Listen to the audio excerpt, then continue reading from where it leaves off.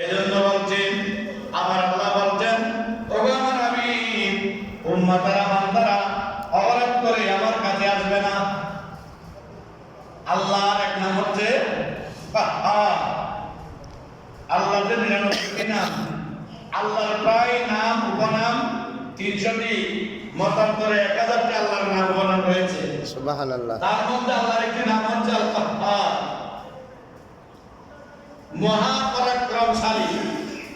কাহ্হার শব্দের অর্থ হচ্ছে গজব দেনেওয়ালা।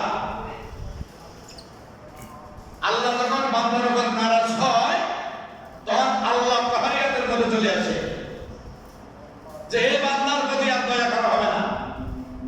কিন্তু আল্লাহ কখনো চায় না বান্দা জমিনে কষ্ট করে যা। কেন? আল্লাহর হাবিব জমিন থেকে চলে যাওয়ার সময় উম্মতদেরকে আল্লাহ নিজের হাতে সুরক্ষা করেছেন। সুবহানাল্লাহ।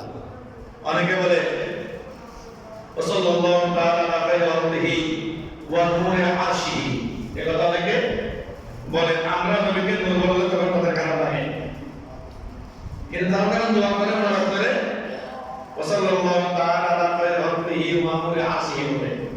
ওয়া নূর আরশিহি মানে কি? আরশের নূর, আরশের নূর মানে কি? আরশের মধ্যে কি আছে? আরশের মধ্যে আল্লাহ আছে। আল্লাহর হাবিব বলছেন আল্লাহ তাআলার পবিত্র নূরানি নূর মুবারক। সুবহানাল্লাহ। নবী উম্মতেরা নবীর কাছেই নিরাপদ। সন্তান সন্ততি যেভাবে মা বাবার কাছে নিরাপদ, নবীর উম্মতেরা নবীর কাছে কি নিরাপদ।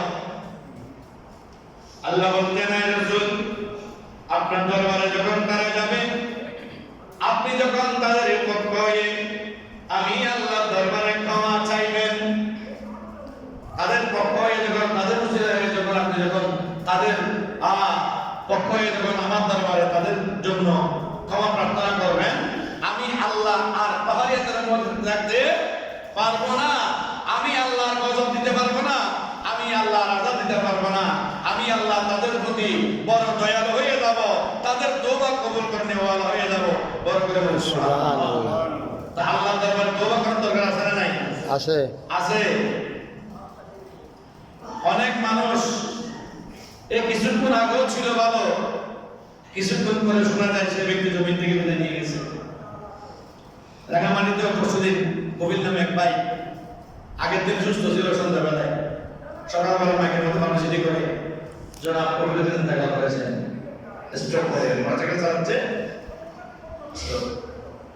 কখন কে চলে যায় কোনটি আশার সিরিয়াল থাকলে যাওয়ার কোন সিরিয়াল নাই। এজন্য আল্লাহ তাআলার তওবা করার প্রয়োজন, বেশি বেশি করে তওবা করতে হবে। কেন? আল্লাহ বলেন তোমরা যতবার তওবা করবে আমি আল্লাহ ততবার তোমাদের তওবাকে কবুল করে নিব। সুবহানাল্লাহ। আর তওবা যত করবে তত লাভ পাবে। লাভ কি? গুনাহগুলো ঝরে যাবে, গুনাহ কি হয়ে যাবে। ওযু করলে যেভাবে গুনাহ